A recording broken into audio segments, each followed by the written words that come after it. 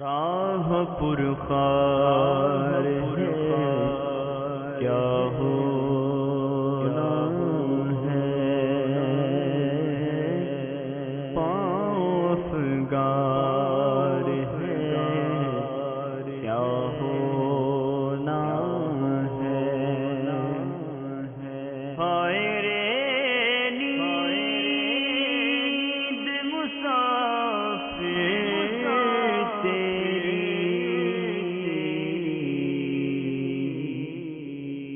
آئے رے نیند مسافر تیری،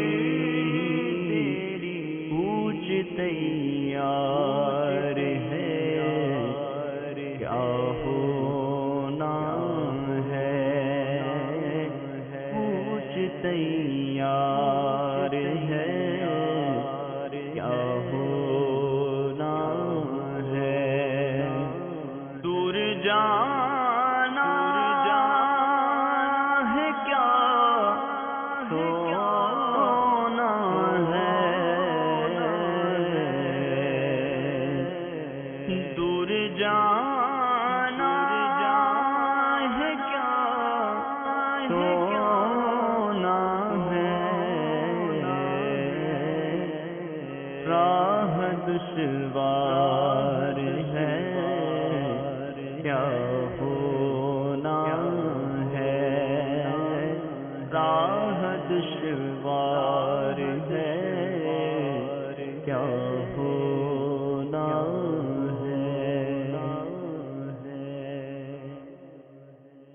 الحمدللہ رب العالمین والصلاة والسلام علی سید المرسلین، اما بعد فاعوذ باللہ من الشیطان الرجیم، بسم اللہ الرحمن الرحیم، الصلاة والسلام علیک یا رسول اللہ وعلی آلک واصحابک یا حبیب اللہ، الصلاة والسلام علیک یا نبی اللہ وعلی آلک واصحابک یا نور اللہ۔ مدنی چینل کے ناظرین، سلسلہ اسباق تصوف جس میں ہم منہاج العابدین کا خلاصہ مفتی علی اصغر عطاری المدنی دامت برکاتہم العالیہ سے سن رہے ہیں، اس سلسلے کے ساتھ ہم حاضر ہیں۔ سب سے پہلے درود پاک کی فضیلت نبی کریم رؤوف الرحیم صلی اللہ علیہ وسلم ارشاد فرماتے ہیں، جو روزانہ مجھ پر 50 بار درود پاک پڑھے بروز قیامت میں اس سے مصافحہ کروں گا۔ صلو علی الحبیب صلی اللہ تعالی علی محمد صلی اللہ تعالی علیہ وسلم۔ مدنی چینل کے ناظرین، ہمارے اس سلسلے اسباق تصوف میں منہاج العابدین کا ترتیب وار اس کے ابواب کی ترتیب کے مطابق خلاصہ مفتی صاحب بیان کر رہے ہیں، تو ایک پچھلے سلسلوں سے ربط قائم ہو جائے اور جو ہماری گفتگو چل رہی ہے اس کا ایک بیک گراؤنڈ بن جائے، اس کے لیے پچھلے سلسلوں کی کچھ جھلکیاں ہمارے پاس موجود ہیں جو آپ کو دکھاتے ہیں، تاکہ آئندہ ہونے والی گفتگو اور پچھلی گفتگو کے درمیان ربط آپ سمجھنے میں کامیاب ہو جائیں۔ تو سب سے پہلے ہم پچھلے سلسلوں کی جھلکیاں دیکھتے ہیں انشاءاللہ، پھر اس سلسلے میں آج کیا گفتگو ہوگی، کیا مدنی پھول ہمیں ملیں گے، انشاءاللہ ان کو بھی سماعت کریں گے۔ صلو علی الحبیب صلی اللہ تعالی علی محمد صلی اللہ علیہ وسلم۔ امام غزالی رحمۃ اللہ تعالی علیہ نے 3 چیزوں کا جاننا ضروری قرار دیا، ایک ہے علم عقائد، دوسرا علم باطنیات، اور تیسرا علم فقہ۔ کتب تفاسیر پڑھتے ہیں، حدیث پڑھتے ہیں، اور جو علوم ہیں، علوم دینیہ یا ان کے جو معاون علوم ہیں وہ پڑھتے ہیں۔ یہاں ان علوم کی بات نہیں ہو رہی، یہاں بات ہو رہی ہے ضروری ترین، یعنی اتنی مقدار جو اشد ضروری ہے ہر مکلف، ہر مسلمان کے لیے۔ علماء نے لکھا کہ اگر کوئی شخص چرواہا ہے، صحیح، تو وہ یہ سوچے کہ میں جب جنگل میں نکلتا ہوں تو مجھے جانوروں کے قدموں کے نشانات نظر آتے ہیں، صحیح، تو یہ قدموں کے نشانات اس بات کی علامت بنتے ہیں کہ یہاں سے کوئی جانور گزرا ہے۔ ٹھیک، چرخہ کاٹنے والا یا کاٹنے والی یہ سوچے کہ یہ میرا ایک چرخہ ہے، اس سے کپڑا نکلتا ہے، ٹھیک، لیکن اس کا ایک پورا ایک طریقہ ہے. ٹھیک ہے, ایک پروسیجر کے تحت چلتا ہے. روئی کو لے کر چرخے میں ڈالتے ہیں, کاٹتے ہیں, دھاگا بنتا ہے, پھر اس کے بعد جا کے کپڑا تیار ہوتا ہے. تو یہ کیسے ہو سکتا ہے کہ اتنا بڑا عالم کائنات ہے, یہ بغیر کسی خالق کے خود بخود وجود میں آ گیا ہو؟ تو ہر ایک شخص ایک کاتب ہے, وہ یہ سوچے گا کہ میں لکھتا ہوں تو جو ہے وہ قلم چلتا ہے, میں حرکت کرتا ہوں تو حرکت ہوتی ہے, جس طرح چاہتا ہوں قلم کو گھماتا ہوں. میں کبھی قلم جو گول گھماتا ہوں تو قاف بن جاتا ہے, الٹا کو گھماتا ہوں تو جیم بن جاتا ہے, نقطے ڈال دوں تو تے بن جاتا ہے, اوپر نیچے ڈال دوں تو با بن جاتا ہے. تو یہ کیسے ہو سکتا ہے کہ پورا کا پورا جو ہے یہ سب کچھ, یہ بحر و بر, یہ آسمان, یہ زمین, یہ پہاڑ, یہ ہزاروں لاکھوں کروڑوں کی تعداد میں کائنات, مختلف مخلوق خود بخود کیسے وجود میں آ سکتی ہے؟ تو انہیں کہتے ہیں اجمالی دلائل. ٹھیک, تو اس طرح کا استدلال رکھنا ہر ایک مسلمان پر واجب ہے. اگلا باب جو امام غزالی رحمۃ اللہ تعالی علیہ نے قائم کیا ہے وہ توبہ کے باب میں ہے. اور توبہ جو ہے اخلاقیات میں اس کا شمار منجیات میں ہوتا ہے. منجیات یعنی دو طرح کے اخلاقیات ہیں. ایک وہ اخلاقیات ہیں جو برے اخلاق ہیں, رذائل ہیں, جن سے بچنا ضروری ہے, اور دوسرے اخلاقیات وہ ہیں جنہیں اپنانا ضروری ہے یا جن کے اپنانے کی ترغیب ہے. تو انہی اخلاقیات میں سے یا اوصاف میں سے ایک وصف ہے توبہ کرنا. امام غزالی رحمۃ اللہ تعالی علیہ نے بڑی ہی تفصیل اور حکمت بھرے انداز کے اندر اس موضوع کا جو ہے وہ احاطہ کرتے ہوئے اپنی گفتگو فرمائی ہے. اللہ تبارک و تعالی نے ارشاد فرمایا وَتُوبُوا إِلَى اللَّهِ جَمِيعًا أَيُّهَا الْمُؤْمِنُونَ لَعَلَّكُمْ تُفْلِحُونَ. اللہ کی طرف توبہ کرو اے مسلمانوں, سب کے سب اس امید پر کہ تم فلاح پاؤ. آیت مبارکہ میں اللہ تبارک و تعالیٰ نے توبو کے ذریعے حکم ارشاد فرمایا کہ اللہ تبارک و تعالیٰ کی طرف رجوع لاؤ, توبہ کرو. ایک اور آیت مبارکہ میں ارشاد ہوتا ہے یا ایھا الذین آمنوا توبوا الی اللہ توبۃ نصوحا. اے ایمان والو, اللہ کی طرف ایسی توبہ کرو جو آگے کے لیے نصیحت ہو جائے. نبی اکرم علیہ الصلوۃ والسلام نے ارشاد فرمایا اذا کذب العبد تنحى عنه الملکان من نتن ما یخرج من فیہ. کہ جب بندہ جھوٹ بولتا ہے تو اس کی بدبو کی وجہ سے فرشتے جو اس کے ساتھ ہیں وہ دور ہو جاتے ہیں. اس سے یہاں پہ جیسے توبہ کی ابھی معاملہ چل رہا ہے, گفتگو چل رہی ہے, ایک ذہن بنتا ہے, لیکن ایک عام آدمی کے ذہن میں یہ سوال بھی ابھرتا ہے اس موقع پر کہ یار میں چلو توبہ تو کر لوں, لیکن مسئلہ یہ کہ میں توبہ کروں گا پھر میں گناہ میں پڑ جاؤں گا, پھر میں انہی معاملات میں پڑ جاؤں گا. تو ایسی صورت حال میں کیا ہونا چاہیے, سوچ کیا ہونی چاہیے, آپ کیا فرماتے ہیں؟ انسان بلا شبہ خطا کا پتلا ہے, خطائیں کرتا ہے, لیکن شیطان انسان کو نیکیوں سے ہمیشہ روکتا ہے. اور یہ ایک شیطانی وسوسہ ہے کہ میں توبہ کیسے کروں, اور توبہ کر لوں گا پھر میں دوبارہ غلطی کروں گا, پھر کیا ہوگا.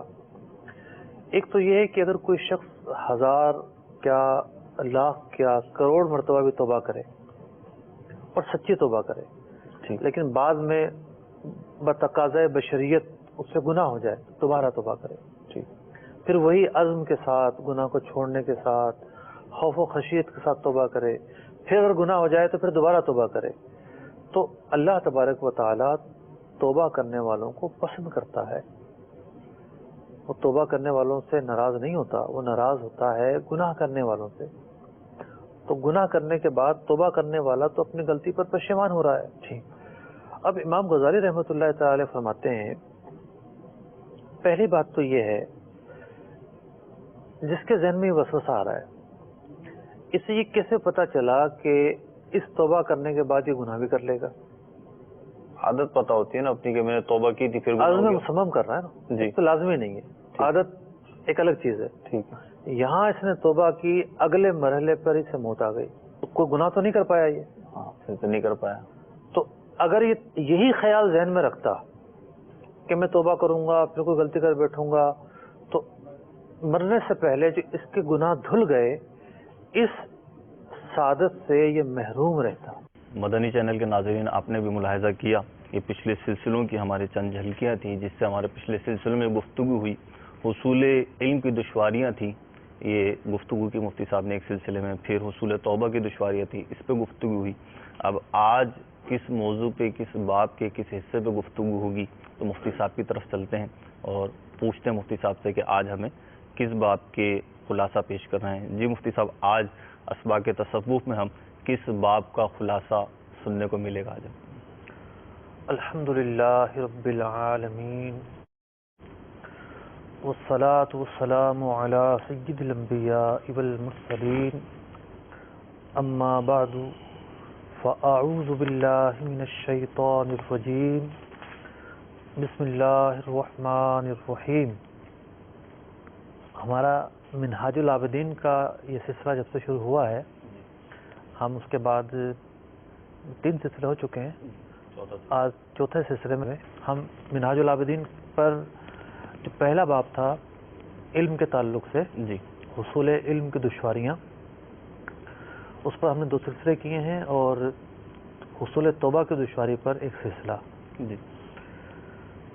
منہاج العابدین میں امام غزالی رحمۃ اللہ تعالی علیہ راہ عبادت پر کیسے چلا جائے اس بات کو بیان کر رہے ہیں. ٹھیک. اور اس راہ میں آنے والی جو دشواریاں ہیں, مشکلات ہیں, انہیں بیان بھی کرتے ہیں, ان کے بارے میں دل سے ڈر اور خوف بھی نکالتے ہیں. ٹھیک. ایک ہوا ہوتا ہے لوگوں کے دلوں میں, جیسے توبہ کے تعلق سے ایک ہوا ہے کہ جی ہم تو کیسے توبہ کریں, ہم تو بار بار جو ہے وہ گناہ میں پڑ جاتے ہیں, اور بہت ساری اس طرح کی باتیں ہیں. تو پہلے تو ان اچھے اوصاف کا جو دل میں خوف ہے, خوف نکالتے ہیں اور رغبت پیدا کرتے ہیں.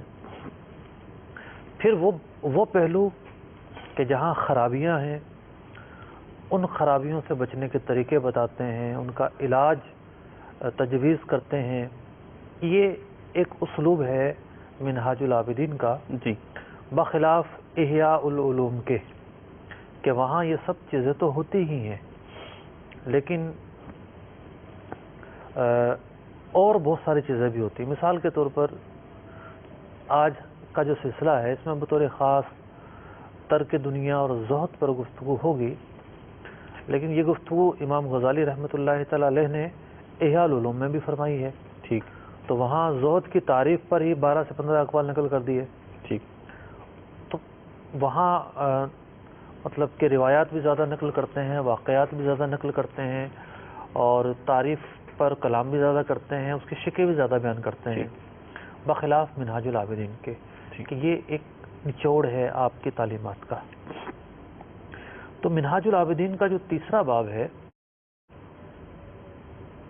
وہ ہے عوائق اربع کا بیان. عوائق اربع. عوائق مینس رکاوٹ. ٹھیک. یہ سمجھیے کہ اس راہ پر جو ہمارے شروع کی جو آئی ڈی ہے اس میں بھی دکھائی جاتی ہے, جی. ایک راستہ, ایک تمثیل ہے, دکھایا گیا ہے, اور مختلف اس کی منازل ہیں. تو اب راستے کے اندر جب بندہ چل رہا ہے تو علم ہوا, توبہ کی, توبہ کرنے کے بعد شوق بڑھا, عبادت کے راستے پر چلنا شروع کیا, تو اب آتی ہیں رکاوٹیں. اسپیڈ بریکر آ رہے ہیں. اسپیڈ بریکر کیا, بیریئر آ گئے. بیریئر آ گئے. ٹھیک. آپ پار ہی نہیں کر سکتے جناب. ابھی کیسے اٹھے گا, کیسے گاڑی آگے بڑھے گی. تو آپ فرماتے ہیں کہ رکاوٹوں میں ایک تو ہیں ظاہری رکاوٹیں. ٹھیک ہے. یوں سمجھیے, آپ کہیے کہ آپ خارجی رکاوٹیں. صحیح. تو امام غزالی رحمۃ اللہ تعالی نے 4 رکاوٹیں بیان کی ہیں اس باب میں. اس باب میں پہلی ہے دنیا کی محبت، ٹھیک، دوسری غافلوں کی صحبت، تیسری شیطان، اور چوتھی رکاوٹ ہے نفس۔ تو آج کے سلسلے میں ہم یہ چاروں تو بیان نہیں ہو سکتی، ٹھیک، جو پہلی رکاوٹ ہے اس پر ہم گفتگو کریں گے۔ دنیا اور اس کی محبت پر آج کے سلسلے میں گفتگو۔ جی، سب سے پہلے تو جو امام غزالی رحمۃ اللہ تعالی علیہ نے جن مضامین سے سٹارٹ لیا ہے، اس سے پہلے اپنی تمہیدی گفتگو کے طور پر ایک پس منظر عرض کرتا ہوں۔ اللہ تبارک و تعالی قرآن مجید فرقان حمید میں ارشاد فرماتا ہے۔ قرآن کریم سے ابتدا کرنے کی ایک تو ویسی وجہ ہے کہ سب سے پہلے قرآن مجید فرقان حمید ہے، بے شک،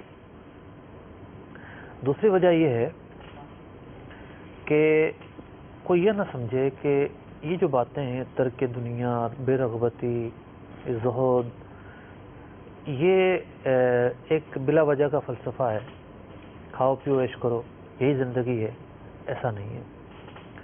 تو سب سے پہلے تو یہ دیکھتے ہیں کہ قرآن مجید فرقان حمید اس حوالے سے کیا بیان کر رہا ہے۔ بالکل بے شک۔ اللہ تبارک و تعالی ارشاد فرماتا ہے،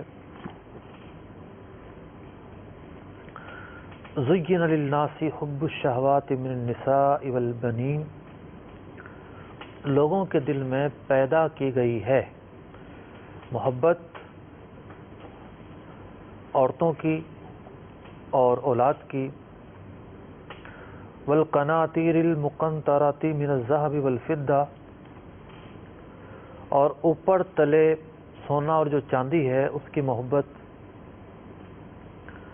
یعنی انسان چاہتا ہے کہ مجھے ذخیرہ مل جائے سونے اور چاندی کا، والخیل المسومۃ والانعام، اور نشانے لگے گھوڑوں کی۔ یہ کنز الایمان کا ترجمہ ہے، نشانے لگے گھوڑے۔ بعض مفسرین نے بیان کیا کہ خوبصورت گھوڑوں کی محبت، الفت، اور آج کے دور میں یوں کہہ لیجیے کہ سواریوں کی، گاڑیوں کی الفت، ٹھیک، مطلب قرآن میں تو گھوڑوں کا ذکر کیا ہے۔ والانعام، مویشیاں، اس دور میں جو مال ہوتا تھا وہ مویشی سب سے بڑھ کر مال تھا، ٹھیک ہے۔ والحرث، کھیتی کی محبت۔ اللہ رب العزت نے ارشاد فرمایا، ذالک متاع الحیات الدنیا، یہ سب کچھ دنیا کا سامان ہے۔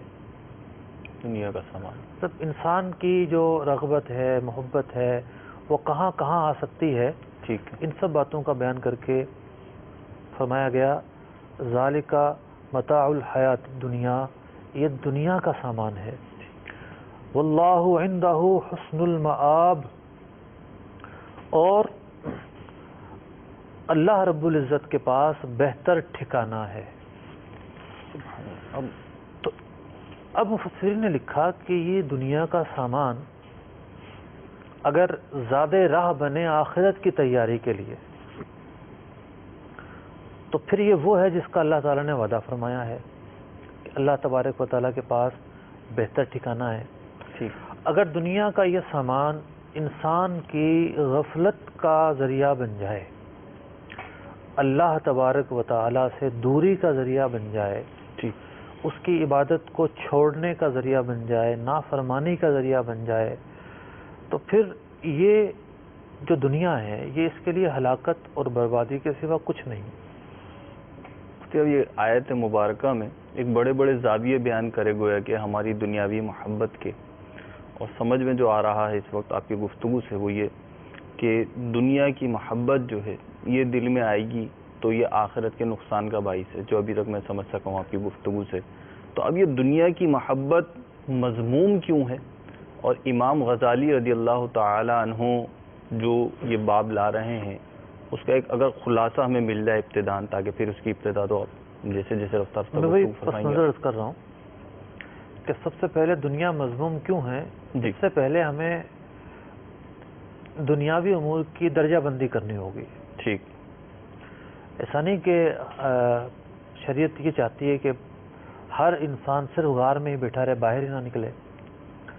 اس امت میں رہبانیت نہیں ہے، یہ تو بہت بنیادی بات ہے۔ یعنی حضرت عیسیٰ علیہ نبی علیہ الصلوۃ والسلام کی جو امت تھی اس میں روحانیت افضل تھا. ٹھیک. اس امت کے اندر دنیاوی معاشرت اختیار کرتے ہوئے پرہیزگاری کی زندگی گزارنا افضل ہے. روحانیت کو تھوڑا اگر مثال کے طور پر روحانیت یہ ہے کہ انسان دنیا سے ایسا بے رغبت ہو جائے کہ پہاڑوں اور غاروں میں چلا جائے. ٹھیک. اور معاشرت یہ ہے کہ ایک انسان زندگی گزارے، گھر بسائے، شادی کرے، اولاد ہو، ہر ایک کے حق ادا کرے. ٹھیک. اور پرہیزگاری کی زندگی گزارے. ٹھیک. یہ ہے ایک معاشرتی زندگی. صحیح. اور دوسری طرف روحانیت ایک غاروں کی اور پہاڑوں کی زندگی. ٹھیک. ہاں ایسے مواقع آتے ہیں، اس کی تفصیل بیان کی گئی ہے کہ بعض لوگوں پر مخصوص حالات میں خلوت واجب بھی ہو جاتی ہے. ٹھیک. وہ ایک جدا گانا چیز ہے. ٹھیک. لیکن اصل نیچرل کیا ہے؟ اسلام کا عمومی مزاج یہ نہیں ہے. عمومی مزاج معاشرت ہے. ٹھیک. اب ہم ابتدائی طور پر امور دنیا کو 4 حصوں میں تقسیم کر سکتے ہیں. ٹھیک ہے. ایک وہ طبقہ ہے، مطلب دنیا میں زندگی گزارنے والوں کا ایک وہ طبقہ ہے جو دنیا کو جائز طریقے سے حاصل کرتا ہے. ٹھیک ہے. اور جائز طریقے سے خرچ کرتا ہے. ٹھیک. اب اس آیت میں اگرچہ کہ ایک وسیع مفہوم ہے، مطلب بیویاں بھی دنیا، اولاد بھی دنیا، گھر بھی دنیا، کھیتی بھی دنیا، لیکن ہم جو بطور خاص مال ہے اس کو لیتے ہیں. ٹھیک. اب کیونکہ اس کی خرابیاں بہت وسیع ہیں. صحیح. اب معاملہ یہ ہے کہ پہلا طبقہ وہ کہ جو اپنا مال جائز طریقے سے حاصل کرے اور جائز طریقے سے خرچ کرے. ٹھیک ہے. یعنی دونوں پہلو اس کے برابر اور جائز ہوں، مطلب گناہ میں نہ پڑے. ٹھیک. ایک تو یہ طبقہ. صحیح. دوسرا وہ طبقہ ہے کہ جو جائز اور ناجائز کے پہچان کرنا بند کر دے، اس کا مقصد ہی نہ ہو، اس کا مقصد صرف اور صرف حصول دنیا ہو. یہ اس کے اپوزٹ ہو گیا گویا کہ جو پہلا بالکل طبقہ اپوزٹ ہے. ٹھیک. 100% اپوزٹ ہے. ٹھیک. یہ جو طبقہ ہے، یہ طبقہ یوں سمجھیے وہ طبقہ ہے کہ جو اعلیٰ ترین مذمت پر فائز ہے. یعنی اعلیٰ ترین برائی کا جو طبقہ ہے یہ وہ طبقہ ہے. جب دنیا کی مذمت بیان کی جائے گی تو سب سے زیادہ اس طبقے کی مذمت بیان کی جائے گی، کیونکہ اس نے تو حلال اور حرام کی تمیز ہی نہیں کی. ٹھیک. قرآن مجید، فرقان حمید، احادیث طیبہ، انہوں نے دین بیان کیا ہے. ٹھیک ہے. دین کس چیز کا نام ہے؟ دین ایک احکام کا نام ہے. ٹھیک ہے. اور احکام ایک لکیر کھینچتے ہیں، یہ حلال ہے وہ حرام ہے. ٹھیک ہے. ایک ضابطہ دے رہے ہمیں، ایک ضابطہ دینے. اب دیکھیے پچھلی امتوں کے اندر بہت ساری چیزیں حلال تھیں، اس امت میں حرام ہے. ٹھیک ہے. تو کیوں اللہ اور اس کے رسول نے جب کسی چیز کو حلال قرار دے دیا تو وہ حلال، حرام قرار دے دیا تو حرام. تو جب اس چیز کا ہی کوئی فرق نہ رکھے، اس کو ہی مقصود نہ بنائے، تو پھر قرآن مجید، فرقان حمید نے جہاں دنیا کو جہنم کا ٹھکانہ قرار دیا ہے، دنیا کی محبت کی مذمت کی ہے، دنیا کی محبت کو غفلت قرار دیا ہے، لغو قرار دیا ہے، تو ان تمام چیزوں کا اولین مصداق یہی طبقہ ہوگا. ٹھیک. اب تیسرا طبقہ وہ ہے کہ جو پہلے طبقے کی طرح دنیا کو جائز طریقے سے حاصل کرتا ہے، اندھا نہیں ہو جاتا، حلال اور حرام کی پہچان رکھتا ہے. لیکن پہلا طبقہ ہے بہت ہی یوں سمجھیں کہ ایک وسیع طبقہ. ٹھیک ہے. کہ جو یہ سمجھتا ہے کہ دنیا جب مجھے جائز طریقے سے آ رہی ہے تو پرہیز کرنے میں، مطلب پرہیز میں کیوں کروں. وہ اس کے صبح و شام جو ہے وہ دنیا میں لگے رہتے ہیں. صحیح. فرائض اور واجبات بھی وعدہ کرتا ہے. صحیح. ناجائز میں نہیں پڑھ رہا. ناجائز نہ تو دنیا کو ناجائز طریقے سے حاصل کرتا ہے، نہ اس کی وجہ سے حرام کاموں میں پڑتا ہے. ٹھیک. لیکن جو تیسرا طبقہ ہے وہ اپنے آپ کو قدر محدود رکھتا ہے. ٹھیک. وہ یہ سوچتا ہے کہ ٹھیک ہے میری 1 سے 2 دکان تو کھل جائے گی، لیکن مجھے نفل پڑھنے کا ٹائم نہیں ملے گا، نفلی کام کرنے کا ٹائم نہیں ملے گا، مجھے فلاں نیکیاں کرنے کا وقت نہیں ملے گا. تو اس کی کچھ نہ کچھ ترجیحات کی وجہ سے دنیا کچھ نہ کچھ کم ہوتی ہے. صحیح، حالانکہ پہلے وہ طبقے کی نسبت. پہلے طبقے کی نسبت، اور یہ اپنے آپ کو ایک دائرے میں رکھتا ہے. حالانکہ جائز چیزیں ہیں، یہ 24 گھنٹے بھی کام کرے یہ ممکن ہے، یا 24 گھنٹے ٹیم بٹھا سکتا ہے اور بہت پھیلاؤ کر سکتا ہے، لیکن اس نے ایک کنٹرول رکھا ہوا ہے اور یہ اپنے ذہن کو منتشر ہونے سے بچانے کی کوشش کرتا ہے. تو یہ ایک تیسرا طبقہ ہے. کہنے کا مقصد یہ ہے کہ دنیا میں ایسا نہیں ہے کہ اس نے ہر مباح چیز کو چھوڑ دیا، ٹھیک ہے، ایسا نہیں ہے، صحیح، لیکن پھر بھی اس کا ایک ذہن ہے، یہ بہت ساری چیزوں کو چھوڑتا ہے. ٹھیک. چوتھا طبقہ وہ ہے جو اولیاء اللہ کا طبقہ ہے. ٹھیک، اولیاء اللہ کا جو مزاج ہے یا ان کا جو معمول ہے یا ان کا جو طرز زندگی تھا، وہ یقینی طور پر ایک انتہائی اعلیٰ درجے کا طریقہ تھا. اور یوں سمجھیے کہ یہ موضوع بڑا حساس ہے، ترک دنیا اور زہد. اور پہلے مرحلے پر یہ جھٹکا لگتا ہے کہ جناب شاید دنیا چھوڑ دو، یہ سبق دیا جائے تو گا. بالکل اس میں یہ وسوسہ پیدا ہوتا ہے گویا کہ جو یہ باتیں صرف سننے کے لیے ہیں، بھی پریکٹیکل نہیں ہونا اس میں، یہ قابل عمل نہیں ہے. اور یا پھر یہ ایک ذہن یہ بنتا ہے جو شروع میں بھی آپ نے فرمایا تھا کہ وہ غاروں میں جانے کی باتیں کر رہے ہیں، یہ تو دنیا چھوڑنے کی باتیں کر رہے ہیں. تو آپ صحیح فرما رہے ہیں، اس کی ذرا وضاحت ہو جائے تو. دیکھیں، ہم نے 3 طبقے بیان کیے. صحیح. جو دوسرا طبقہ ہے اس کے تو قریب بھی نہیں جانا. ٹھیک، باقی ہے 2 طبقات. ٹھیک ہے، یہ 2 درجے ہیں، اور کوئی شرعی خرابی نہ ہو تو یہ اپنی جگہ 2 درجے ہیں. ٹھیک ہے، لیکن جو تیسرا طبقہ ہے، ہم ذرا یہ تو دیکھیں کہ ہمارے جو اکابرین ہیں، ٹھیک ہے، وہ کیا تھے. تھوڑی دیر کے لیے آپ یہ ذہن سے نکال دیں ہمارے ناظرین کہ اب جس طبقے کی بات کی جا رہی ہے وہ ہم نہیں مان سکتے، تھوڑی دیر کے لیے نکال دیں. صحیح ہے، آپ اس تناظر میں دیکھیں کہ جو ہمارے اکابرین تھے، اولیاء اللہ تھے، غوث، کتب، ابدال تھے، ان کا کیا طرز زندگی تھا.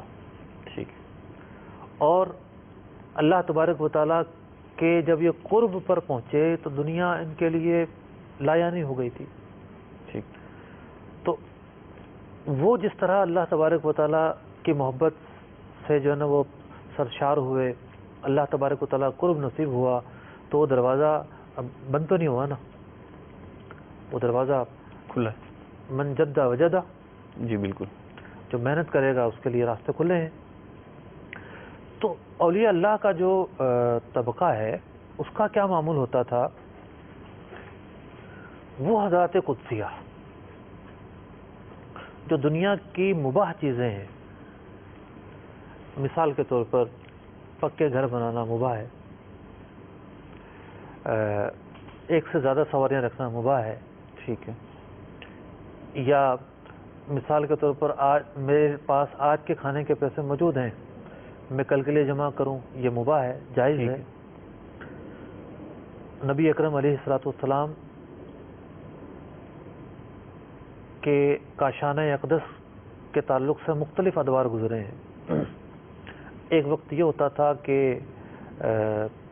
کاشانہ اقدس میں آگ ہی نہ جلتی تھی، کھجور اور پانی پر گزارا ہوتا تھا، چولہا ہی نہیں جل رہا ہے. چولہا نہیں جلتا تھا. ٹھیک، اور پھر ایک وقت ایسا بھی آیا کہ آپ علیہ الصلوۃ والسلام اپنے گھر والوں کے لیے سال بھر کا راشن رکھوا دیا کرتے تھے.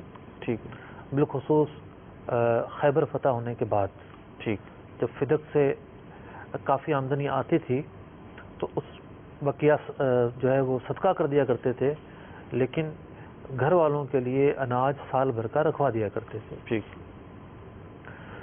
مطلب یہ عمل ثابت ہے. صحیح. تو لیکن ایک طبقہ ایسا ہے اولیاء اللہ کا کہ جن کے پاس اگر ایک دن کے کھانے کو ہے تو اگلے دن کے لیے پسند نہیں کرتے. ٹھیک، حضرت ابراہیم بن ادم رحمۃ اللہ تعالیٰ علیہ کو دیکھیے، بادشاہ تھے، جی امور سلطنت کے والی تھے، بالکل، محلات تھے، جائیدادیں تھیں، نہ جانے کیا کچھ تھا. سب چیزوں کو چھوڑ چھاڑ کر گدڑی پوش بن گئے یہ تو بڑا انقلاب تھا یہ. مطلب یہ بھی ایک طبقہ ہے. تو جو اولیاء اللہ ہوتے ہیں وہ جو مباح چیز ہے، جائز تو ہیں، وہ ان سے بھی بچتے ہیں اور دنیا سے مکمل بے رغبتی اس انداز میں کرتے ہیں کہ جو بہت اشد ضروری ہے صرف اسے اپناتے ہیں، بقیہ کو ترک کر دیتے ہیں. اب یہ سب کچھ کیوں ہوتا ہے؟ مطلب جب یہ بات بیان کی جاتی ہے کہ دنیا کو اپناتے ہوئے ایک دائرے میں رہا جائے، ٹھیک ہے، حصول دنیا کو ایک دائرے میں رکھا جائے، یہ نہ ہو کہ دنیا کے پیچھے بھاگتے بھاگتے بھاگتے نہ عبادت کرنے کا وقت ملے، نہ فرائض ادا کرنے کا وقت ملے، نہ جو ہے اولاد کی تربیت کا وقت ملے. اب دیکھیے اولاد کی تربیت کرنے کا حکم قرآن مجید فرقان حمید نے واضح الفاظ میں بیان کیا، اور یہاں تک کہا گیا کہ تمہارے جو اہل ہیں یعنی کہ ان کی تربیت لازم ہے. اگر ان کی تربیت نہیں کی جائے گی تو یہ جہنم کی آگ جو ہے وہ مقدر کر دی جائے گی. ٹھیک. اب معاملہ یہ ہے کہ اس دنیا کی وجہ سے اولاد جس طرح کی ہو رہی ہے، جہاں بیٹھ رہی ہے، جہاں وہ عیاشی کر رہی ہے، آنکھیں بند کیے ہوئے ہیں، یہ ہمیں ٹائم نہیں ہے، فرصت نہیں ہے. ایک کوتاہی ہو رہی ہے نا جی، دنیا کی وجہ سے ہو رہی ہے. اچھا ایک تو یہ ہے کہ کوتاہی ہو رہی ہے. صحیح. دوسری خرابی یہ آتی ہے کہ جب یہ کہا جاتا ہے کہ بھئی یہ جو آپ کام کر رہے ہیں یا ان طریقوں سے جو آپ کا یہ جو ذریعہ آمدنی ہے یہ تو غیر شرعی امور پر مشتمل ہے. ٹھیک. تو پھر دنیا کی محبت میں غرق افراد آنکھ، کان، ناک تمام چیزیں بند کر لیتے ہیں اور کہتے ہیں نہیں جی ہم نے نہیں سننی آپ کی باتیں، آپ کی باتیں سن لیں گے تو ہم جو ہے وہ پیچھے رہ جائیں گے. دوڑ لگی ہوئی ہے. ایک اور یہ اس حوالے سے اشکال موجود ہے عوام میں کہ ایک ذہن یہ بھی پایا جاتا ہے کہ ہمیں پتہ چل جائے گا نا، ابھی پتہ نہیں ہے. اگر ہمیں پتہ چل جائے گا اس حوالے سے تو پھر تو ہم پہ بچنا لازم ہو جائے گا. ابھی پتہ نہیں ہے تو گویا کہ ابھی ہم بچے ہوئے. ایک یہ ذہن بھی پایا جاتا ہے.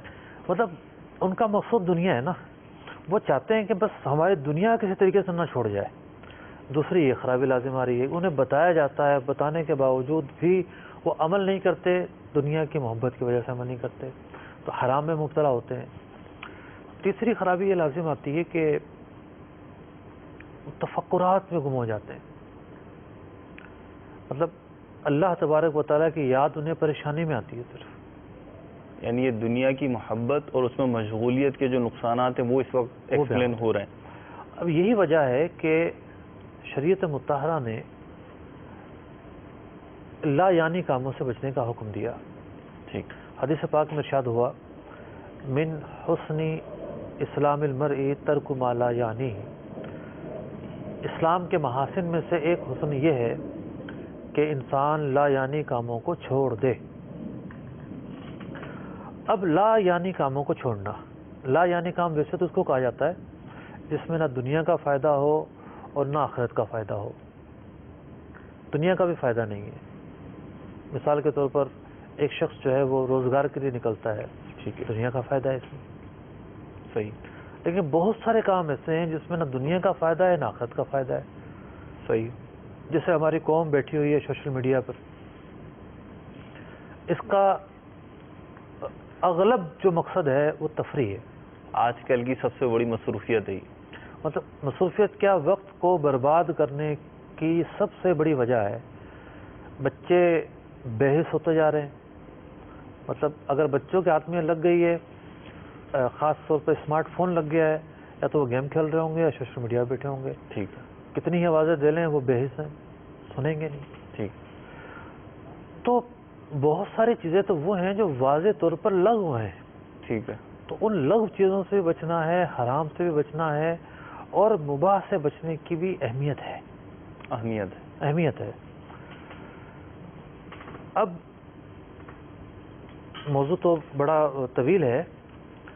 حضرت مولا علی قاری رحمۃ اللہ تعالی علیہ کے الفاظ پر ہی میں اس ابتدائیے کو ختم کروں گا، پھر کتاب کی طرف جاتے ہیں. لغو چیز سے بچنے کا کتنا فائدہ ہوتا ہے. مطلب آپ دیکھیں نا، ایک وہ چیز ہے جس کا دنیا کا فائدہ ہے. ٹھیک. جیسے ایک انسان ہے، اس کے پاس ٹھیک ٹھاک بینک بیلنس ہے، ٹھیک ہے. لیکن اس کی گاڑی چلتی جا رہی ہے، اور جمع ہوتا جا رہا ہے، اور جمع ہوتا جا رہا ہے، اور جمع ہوتا جا رہا ہے. ٹھیک. اگر وہ جائز طریقے سے ہے تو اس میں دنیا کا تو فائدہ ہے. ٹھیک ہے. No doubt. ٹھیک ہے. اس کو فضول تو نہیں کہیں گے. صحیح، جبکہ شریعت کے دائرے میں جائز ہے، حلال ہے.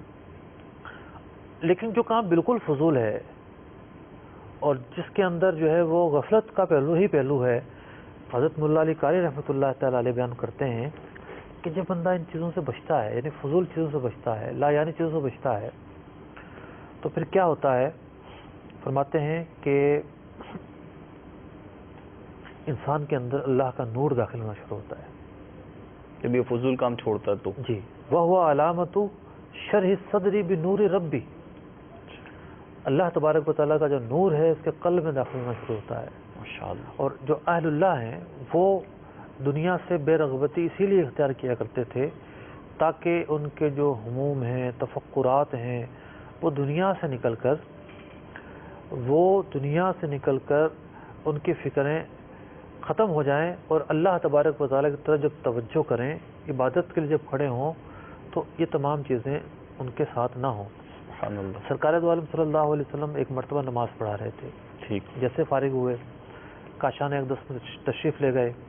سونے کا ایک ٹکڑا رکھا ہوا تھا، فرمایا یہ میرے گھر میں رہ گیا تھا، اسے صدقہ کیا.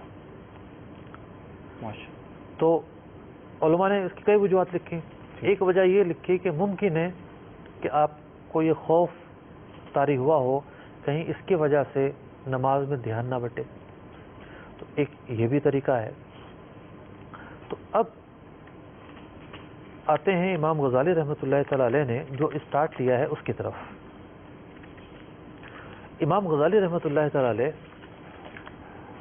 دو وجہیں بیان کرتے ہیں دنیا کی بے رغبتی کی. ٹھیک. کہ دنیا کی بے رغبتی کے کیا فوائد ہیں. جب دنیا کی محبت دل سے زائل ہوگی اس کے فوائد کیا نکلیں گے، چلیں. یا کیوں بے رغبتی اختیار کی جائے. ہاں، یہ سوال ہے نا کہ مطلب دنیا سے جو محبت ہے ہماری، اس کی آپ مذمت فرما رہے ہیں کہ دنیا سے اس طریقے سے محبت نہیں کرنی، اس میں مشغولیت نہیں کرنی، تو اس کا فائدہ کیا ہے؟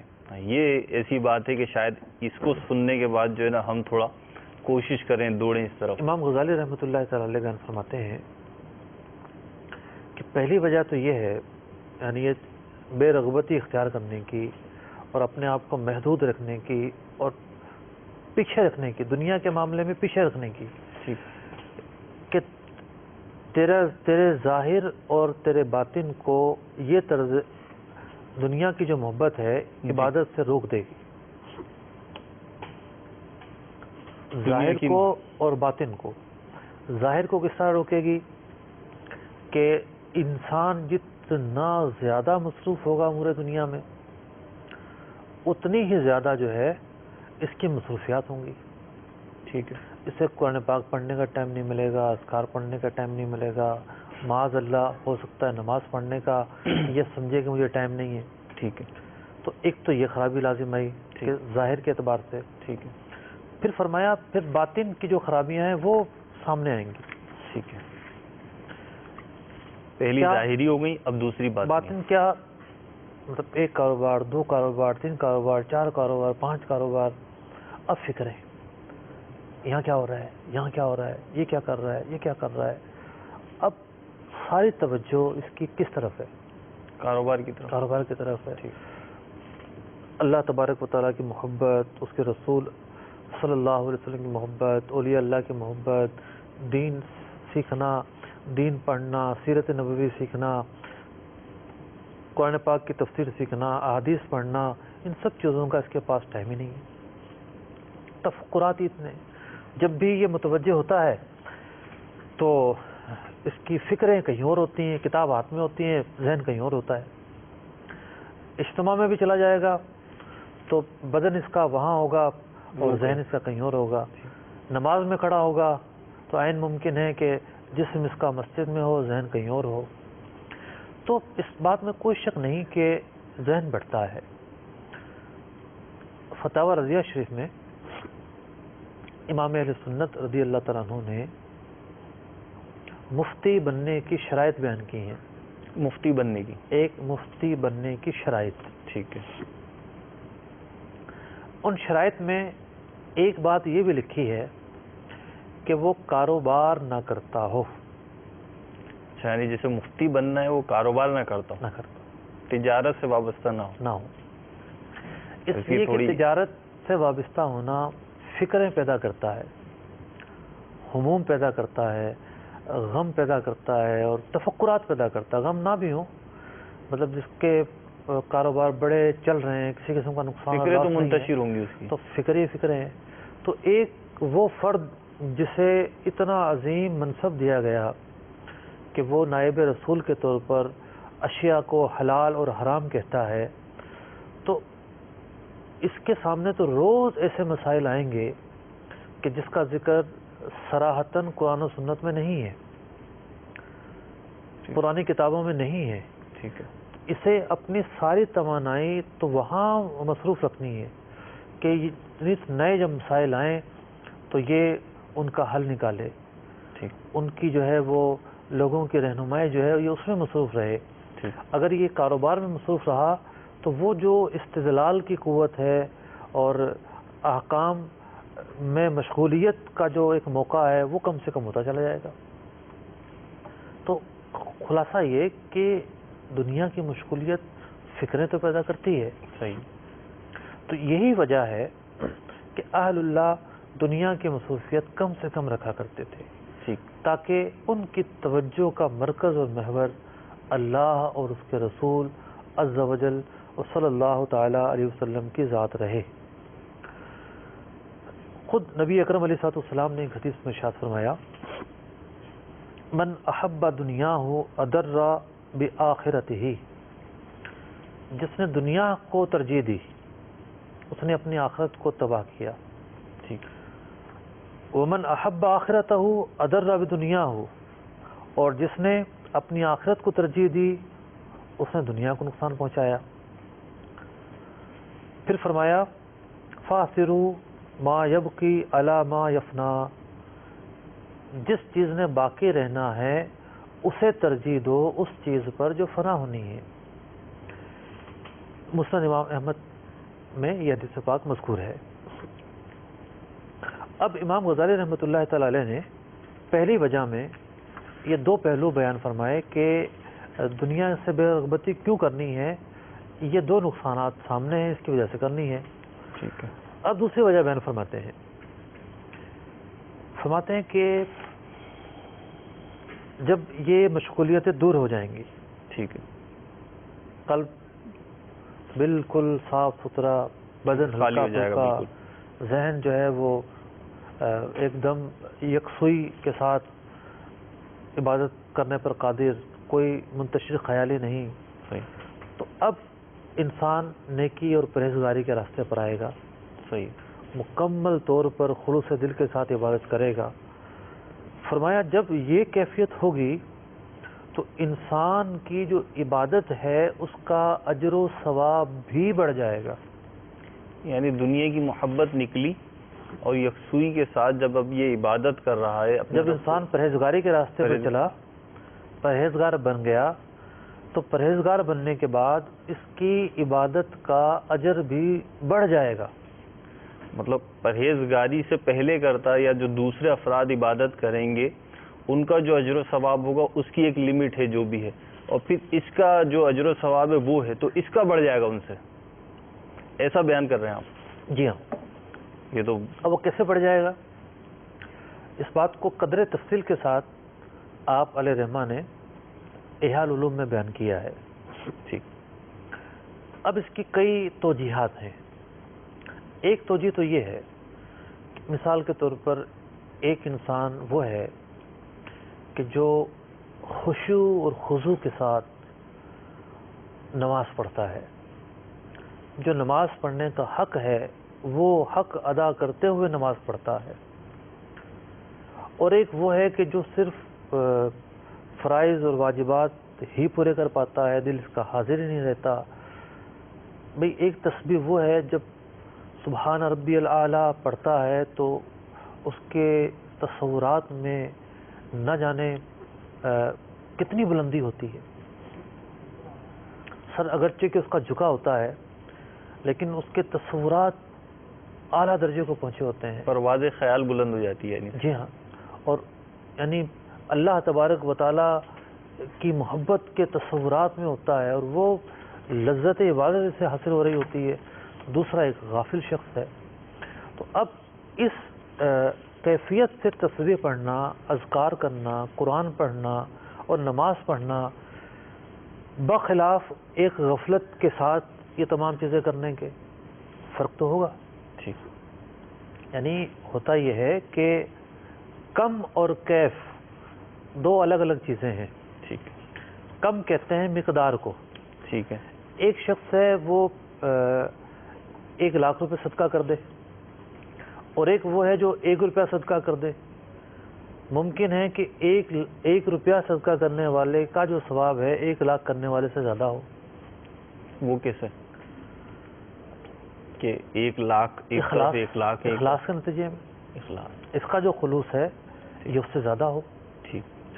ایک شخص جو ہے وہ 1000 تسبیح پڑھتا ہے اور ایک تسبیح پڑھتا ہے. ٹھیک.